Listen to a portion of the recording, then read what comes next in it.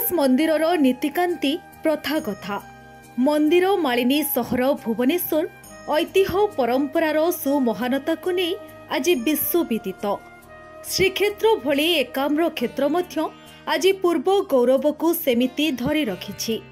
देश विदेशरू आसुथिबा पर्यटक जेमिति प्रभु जगन्नाथंकु दर्शन करी बाहुड़ी जाती सेमिति मध्य जीवा बाटरे प्रभु लिंगराजंकु दर्शन न कले जेमिति तीर्थ अधूरा रही जाए। वर्षकु लक्ष लक्ष भक्तों समागम एठारे हेउथिबा बेले पर्यटनर एक स्वतंत्र स्थली भावरे प्रसिद्धि लाभ करिछि। लिंगराज केवल भुवनेश्वर कि ओडिशा नुहे सारा विश्व में स्वतंत्र मान्यता रखे। एहाकु केही केबे खंडन करिपारिबे नाही। समय जो इतिहासर साक्षी दिए। लिंगराज मंदिर निर्माण एकादश शताब्दी रे होइथिबा जणा जाय। एही मंदिर तोला द्वितीय जजातिंक समयरु आरंभ करा जायथिले सुथा सोमवंशी राजा उद्योत केसरींक समयरे समापन होइथिला। किंबदंती कुहे जे प्रभु जगन्नाथंकु दर्शन करिबा पूर्वरु लिंगराजंकु दर्शन करा जाय, नचेत तीर्थ यात्रा असंपूर्ण रही जाए। एही मंदिर निर्माण करबाकू 500 वर्षरू अधिक समय लागिथिला। श्री जगन्नाथ मंदिर परि अविकल देखागले भी एहार उच्चता सामान्य अधिक थिबा जणा जाए। मंदिर गर्भगृहरु 55 मीटर अर्थात 180 फुट उच्चता।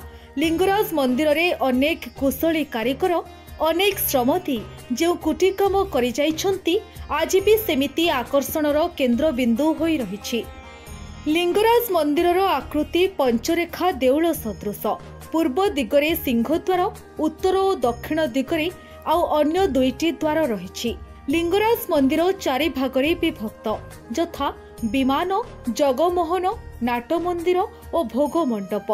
एही प्राचीन कलाकीर्ति लिंगराज और पार्वती मंदिरर स्थापत्य कला सबुठारु आकर्षणीय।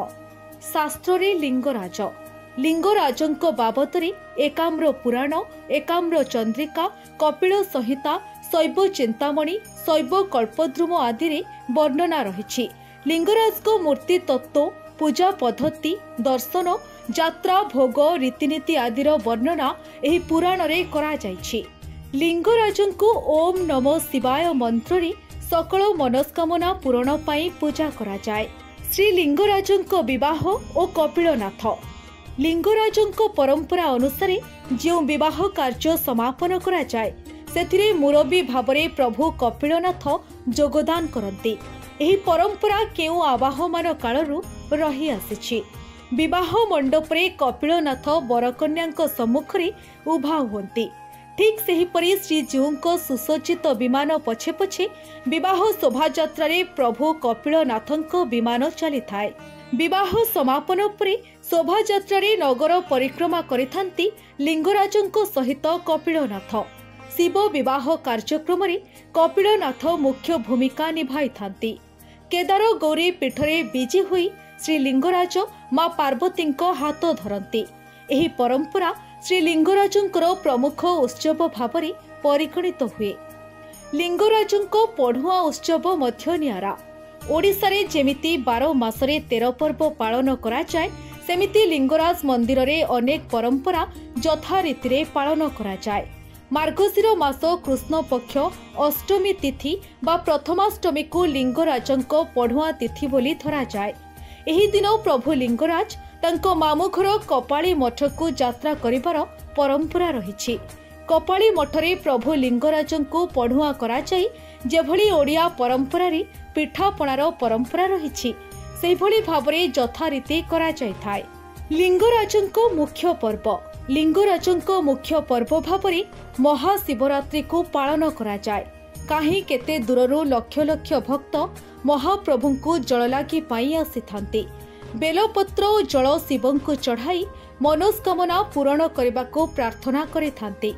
भक्त माने राति उजागर रही भगवान शिवंकु पूजार्चना करिथांती। रात्रि रे महादीप मंदिर उपरकू उठा जाय थाए। लक्ष लक्ष बोलबम भक्त माने एठारे सेमानंकर मानसिक पूरण पाई महानदीरू जल उठाई खाली पादरे चाली चाली शिवंकु जल लागी करिथांती। एहा सहित चंदन यात्रा मध्य एठारे पालित हुए। नाबकिड़ी कराजिबा सहित 22 दिन धरी एही यात्रा अनुष्ठित हुए। श्री जगन्नाथଙ୍କ रथयात्रा परे लिंगराज क्षेत्र में मध्य रथयात्रा अनुष्ठित हुए। एहाकू रुकुणा रथ बोली कहुए। एही रथरे शिव पार्वती सहित भौणी रुक्मिणी मध्य अधिष्ठित होइथांती। साक्षी सूक्ष्मेश्वर श्री लिंगराजଙ୍କ पार्श्व देवता रूप में सूक्ष्मेश्वर पूजा पाई थांती। सबुठु बड़ कथा हैला जेतेबेले रुकुणा रथ पाई काठ अनुकूल करा जाए सेतेबेले सूक्ष्मेश्वरଙ୍କୁ साक्षी रखी जाई थांती।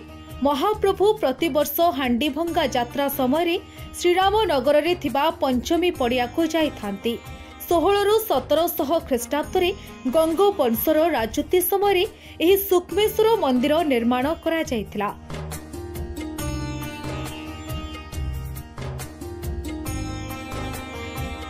ब्यूरो रिपोर्ट साधना लाइव।